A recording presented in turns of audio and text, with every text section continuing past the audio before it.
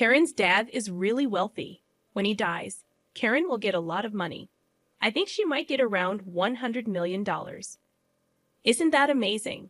I'm so excited. When Karen gets her money, I hope she'll take me on a vacation. That would be so nice. Maybe I'll even ask her to buy me a car. James, what about you? I've always dreamed of getting a really fancy gaming computer. I wonder if Karen would buy me one. As they chatted excitedly, they didn't notice the look on my face. On the other side of the door, I held onto my purse tightly. My name is Karen. I met my husband James at a social club for people who work. We became friends quickly because we both liked the same things. We were happy together every day. One day, I got a surprising call from my mom. She said, "Karen, your dad has collapsed." What? My dad was always cheerful, cracking dad jokes, and he seemed healthy. He ran his own company smoothly. It was hard to believe he collapsed. Worried about him, I left home right away and took the next train to the hospital my mom mentioned. My dad was incredibly kind. Even with his busy schedule, he always made time to play with my brother and me. He was a wonderful father who loved carrying us on his shoulders. I remember how emotional he got when I read a letter to my parents at my wedding to James. It's a memory I'll never forget. So hearing that such a loving man collapsed was hard to believe. When I got to the hospital where my mom was waiting, she turned to me. "Mom, how's Dad? Is he okay? Karen, please stay calm and listen." My mom looked at my dad lying on the bed with his eyes closed as she explained. Dad had collapsed suddenly at work and was rushed to the hospital. Despite many tests, they couldn't find anything wrong, and they didn't know why he got sick. More tests might find out what's wrong, but they could also make Dad feel worse, my mom said. I've decided to stop the tests. It looks like your dad will have paralysis on one side of his body, so he's going to need a lot of care. Yeah, that's right. Even though she seemed worried, my mom stayed calm. My mom has decided to take care of Dad. I could feel my mom's strength, but I was also really sad that my dad wouldn't be the same. Just then, my brother burst into the room. "How's Dad?" he asked, out of breath. Mom explained Dad's condition to him, just like she did to me. "Mom, you can't take care of him alone. I'm nearby. I'll help." "Thank you, but focus on your own life. You have your own family to take care of." My brother agreed, saying, "I understand."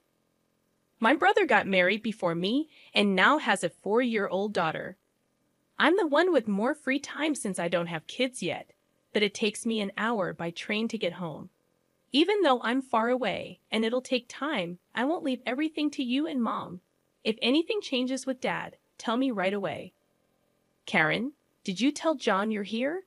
My brother suddenly asked, reminding me that I had left the house without letting John know.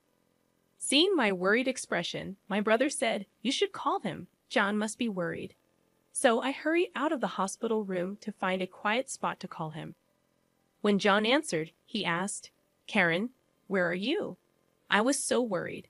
Hearing John's voice calmed me, but I couldn't hold back my tears as I explained that my dad had collapsed and needed care. John was shocked. "Your lively dad." But he spoke gently to comfort me.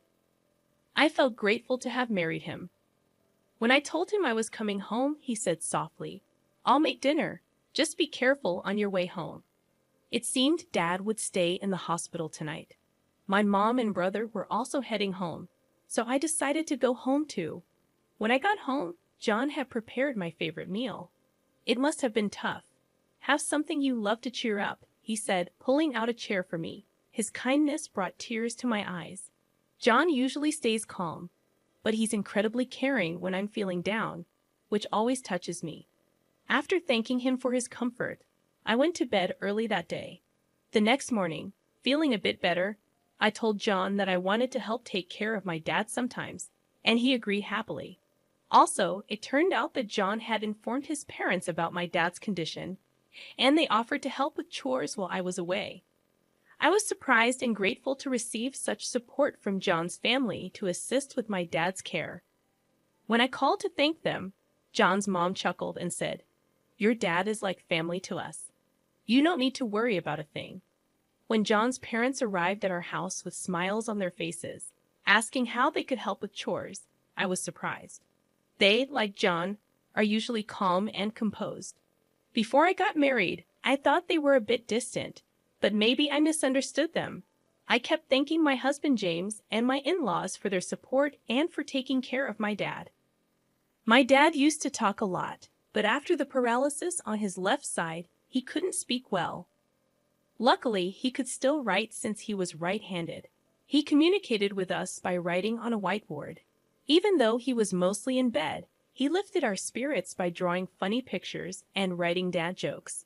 My brother also came to help, but it was mostly my sister-in-law who assisted. With her experience as a caregiver, she patiently taught my mom and me how to help Dad. We were worried that my sister-in-law might not want to take care of Dad since he's not her blood relative, but she didn't mind at all. She happily said, "Your dad has made me laugh so much. Now it's my turn to make him smile." Seeing her enthusiasm made me realize that my brother had married an amazing person. My brother may have a great spouse, but I'm not falling behind when it comes to having an amazing one myself. My whole in-law family supports me in taking care of my dad. Every time I go to help him, they ask how he's doing, and I'm really thankful for their care.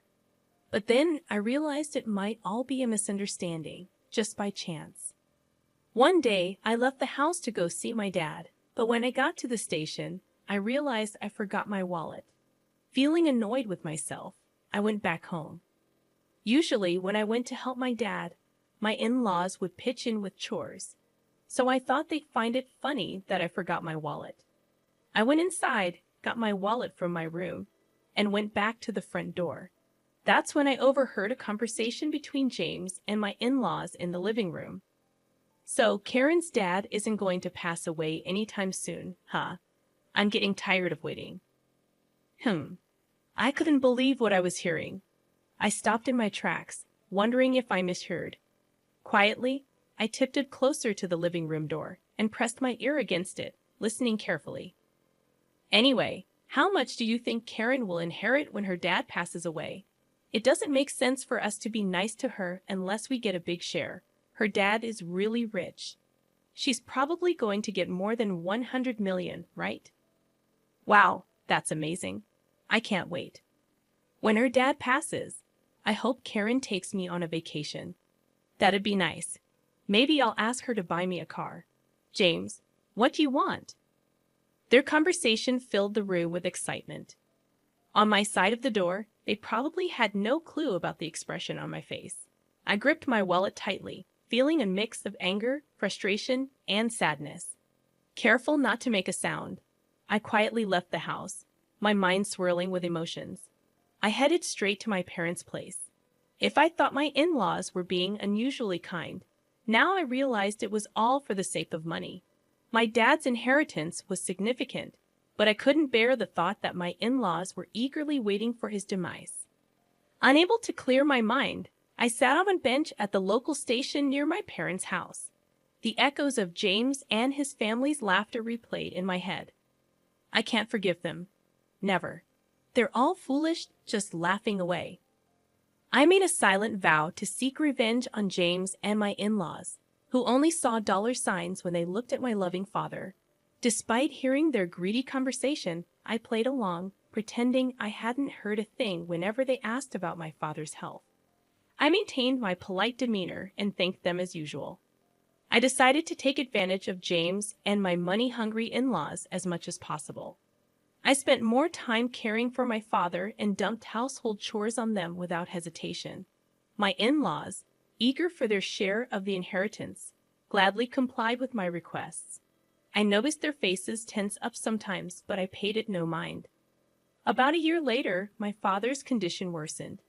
Though the doctor assured me it wasn't urgent, I felt relieved.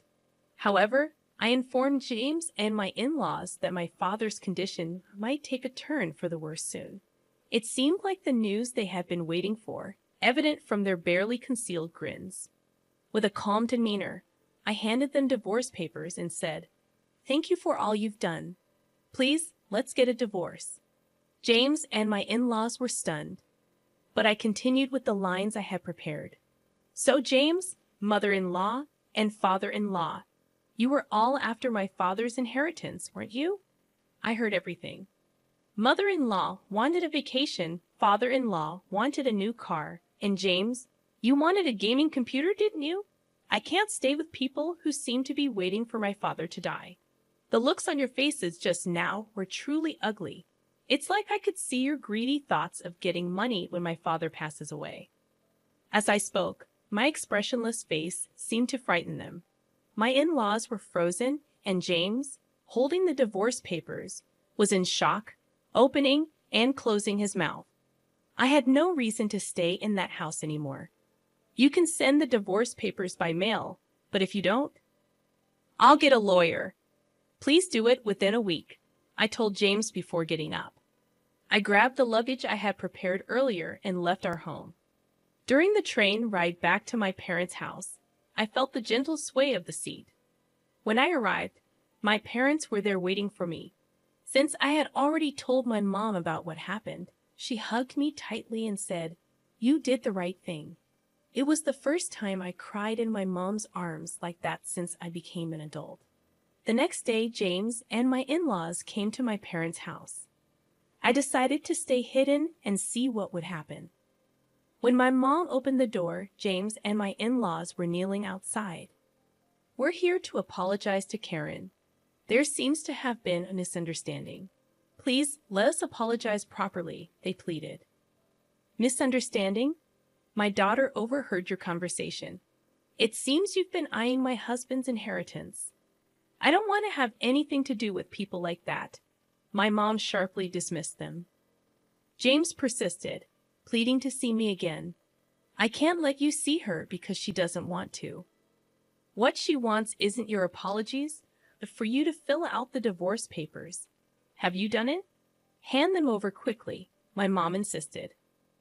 "Please just give me one more chance," James begged, but then the sound of a cane tapping caught everyone's attention from deep within the house. We all turned to see my father, leaning on his cane with the help of my sister-in-law. James looked shocked to see my father in person for the first time. With a whiteboard in his hand, my father had a message for James. It read, "I won't let my daughter stay with someone who can't make her happy. Divorce her immediately as she wishes." The message, written strongly, seemed to hit James and my in-laws harder than anyone else's words. They finally realized there was no point in arguing further. Slowly, James and my in-laws stood up. "I filled out the divorce papers. Here they are," James said, handing the papers to my mother. He promised to let me know once he filed them with the city hall. And then my mother sent him and my in-laws away. Emerging from my hiding spot, I said, "Thank you, Mom and Dad." My mother smiled gently while my father chuckled and wrote a message on the whiteboard. "A father's duty is to protect his daughter until the end." Seeing those words, I couldn't help but cry. Despite his paralysis, my father remained the same kind and caring person. I had initially thought he had changed, but he proved me wrong. He was still the dependable father who always put me first. "Dad, I hope you live a long time," I told him tearfully, and he responded with a grin. Since then, James has returned to his parents' house and seems to be living quietly. As for me, I've adjusted to taking care of my father while managing work. It's a busy life, but remembering how my father always made time for us when we were young, my brother and I never feel burdened by caring for him. Despite being half bedridden and losing weight, my father's laughter and love for dad jokes remain unchanged. My sister-in-law also finds joy in caring for him, and we're able to lead a peaceful life together.